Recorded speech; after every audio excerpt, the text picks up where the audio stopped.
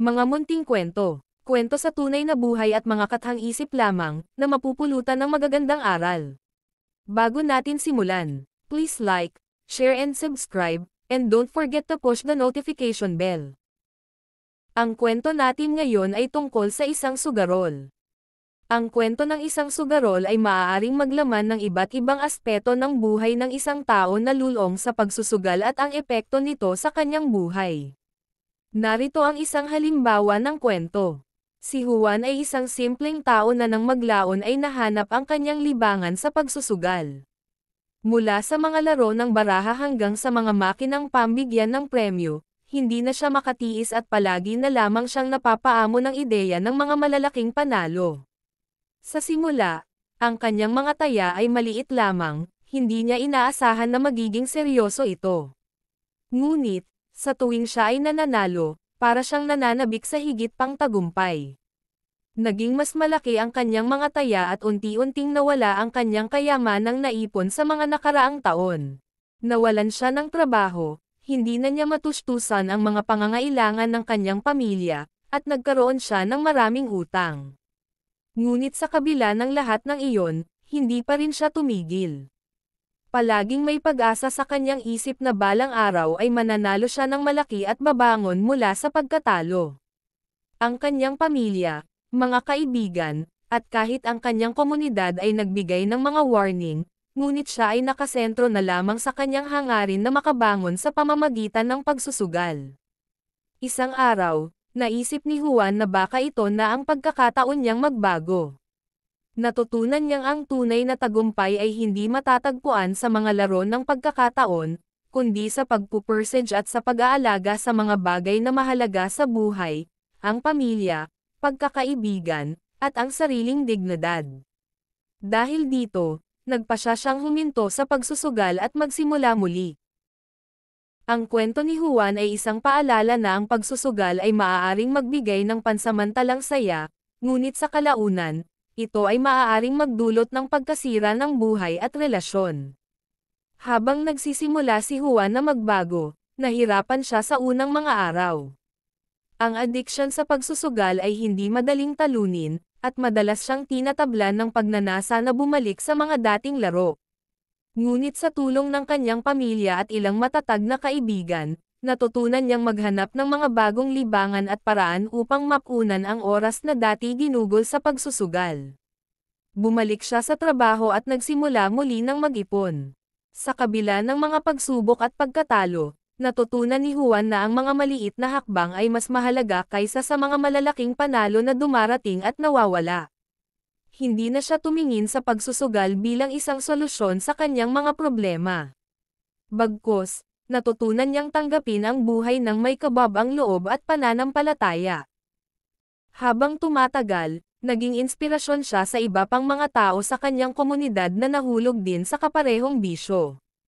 Nag-umpisa siyang magbahagi ng kanyang kwento sa mga pagsasama at mga komperensya tungkol sa addiction, at hindi nagtagal, ang dating sugarol ay naging simbolo ng pagbabago at pag-asa.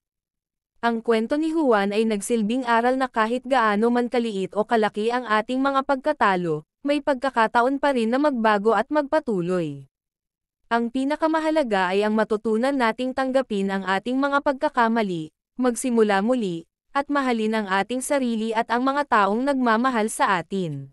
Habang patuloy na nagsisikap si Juan na magbago, dumating ang isang pagkakataon na siya ay nagkaroon ng pagkakataon na magsimula ng isang maliit na negosyo.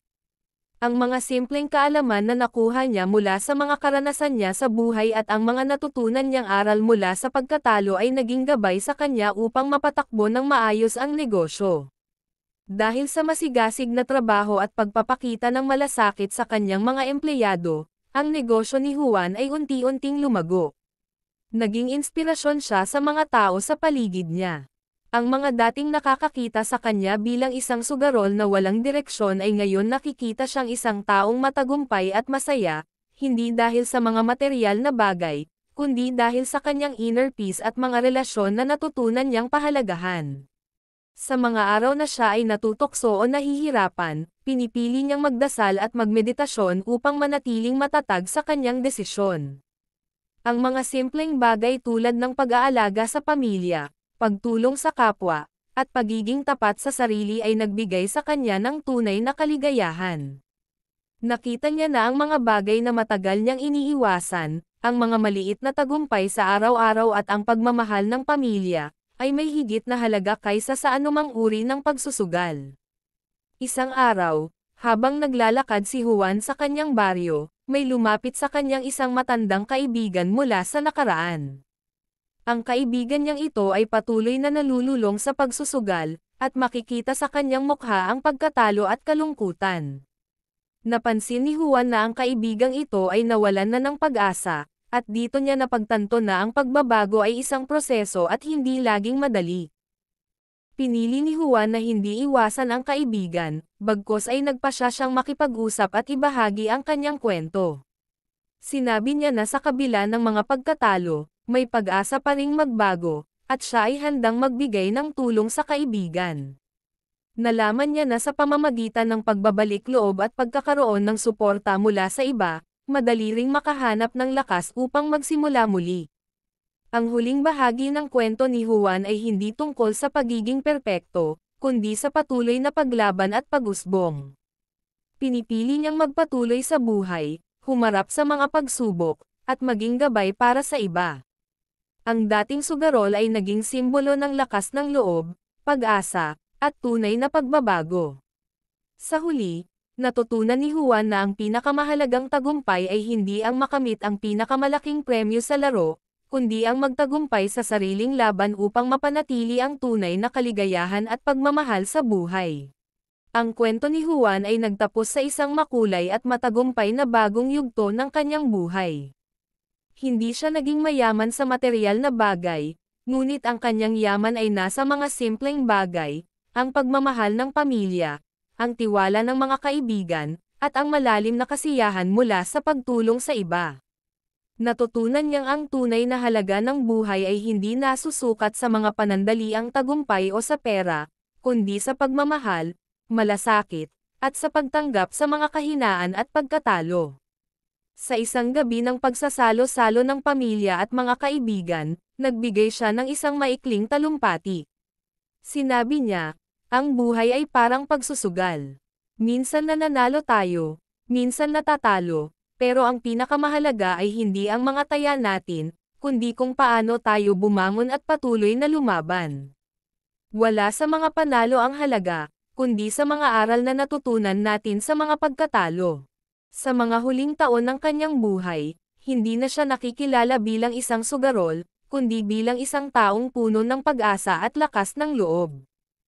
Ang kwento ni Juan ay nagsilbing paalala na sa kabila ng ating mga pagkatalo, laging may pagkakataon para sa pagbabago, at sa bawat hakbang na ginawa niya upang magbago, natutunan niya na ang tunay na kayamanan ay hindi makikita sa mga premyo, kundi sa mga relasyon at sa pagmamahal na ibinubuo natin sa bawat araw. Sa pagtatapos ng kwento, si Juan ay natutulog ng mapayapa, puno ng pasasalamat sa buhay, at alam niyang ang kanyang mga pagsusumikap ay hindi nauurong, kundi patuloy na magbibigay inspirasyon sa mga taong nais ding magbago at magsimula muli.